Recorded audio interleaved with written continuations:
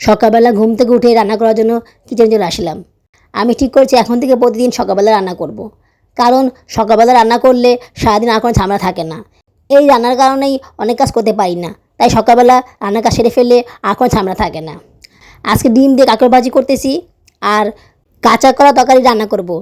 যেদিন সকালবেলা রান্না করতে পারি না সেদিন সারাদিনও রান্না করা হয় না। দেখা গেল যে রান্না করতে করতে সন্ধ্যা হয়ে যায়। যদি না এত বেশি কান্নাকাটি করে, ওর জন্য আমি কোনো কাজই করতে পারি না। রান্না করাটা আমার জন্য অনেক কষ্টকর হয়ে যায়, কিন্তু রান্না না করে তার কোনো উপায় নেই, রান্না তো করতেই হবে। রান্না ছাড়া তো মেয়ে মানুষের দিন শুরুই হয় না। কাঁচা কলা শুধু রান্না করতেছি। আগে আমি কাঁচা কলা ডাল দিয়ে রান্না করতাম, বাট আজকে আগের রান্না করা ডাল আছে, এই কারণে আর ডাল দিলাম না, শুধুমাত্র ডাল ছাড়াই কাঁচা কলা রান্না করতেছি। ঘরে মাছ নেই, মাছ থাকলে মাছ দিতাম।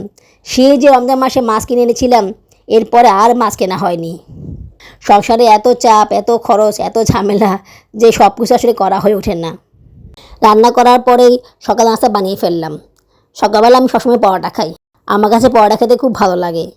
পরোটা ছাড়া আমি খেতেই পারি না। এই অভ্যাসটা আসলে আমার হয়েছে প্রেগনেন্সি টাইম থেকে।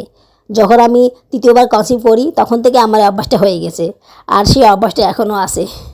আমি আমার জন্য সবসময় পরোটা বানাই। বাচ্চাদের জন্য মাঝে মাঝে পরোটা বানাই, কারণ ওরা সবসময় পরোটা খেতে চায় না। বাবুরাবু তো পরোটা খায়ই না, উনি তেল জাতীয় কোনো খাবারই খান না, তাই ওনার জন্য রুটি বানাই। সকালবেলা আমাদের এখানে গ্যাস থাকে না, তাই সবসময় সকাল নাস্তাটা ইডলি চুলায় করি। আপুরা, আমার একটা ব্লগ চ্যানেল আছে।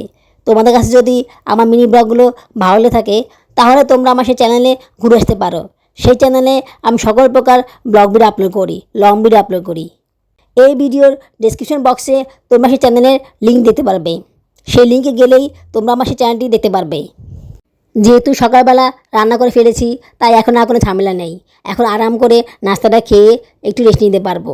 এই জন্য সকালবেলা রান্নাটা করে ফেলি, কারণ এই নাস্তা খাওয়ার পরে আমি আর কোনো কাজ করতে পারি না। এত বেশি আলসেমি লাগে যে কোনো কাজই করতে ইচ্ছে করে না। তাছাড়া বাচ্চাটাকে সামলাতে গিয়ে অনেক সময় চলে যায়, যার কারণে রান্নাটা করতে দেরি হয়ে যায়। আমি প্রতিদিন সকালবেলা নাস্তা করার পরে গরুর দুধের চা খাই। গরুর দুধের চা ছাড়া আমার কাছে চা খেতে ভালোই লাগে না। সবসময় গরুর দুধের চা বানিয়ে খাই, অনেক ভালো লাগে আমার কাছে খেতে। এই যে এই শর্টটা পরার কারণেই চাটা খেতে এত বেশি মজা লাগে, অনেক ভালো লাগে আমার কাছে চা খেতে।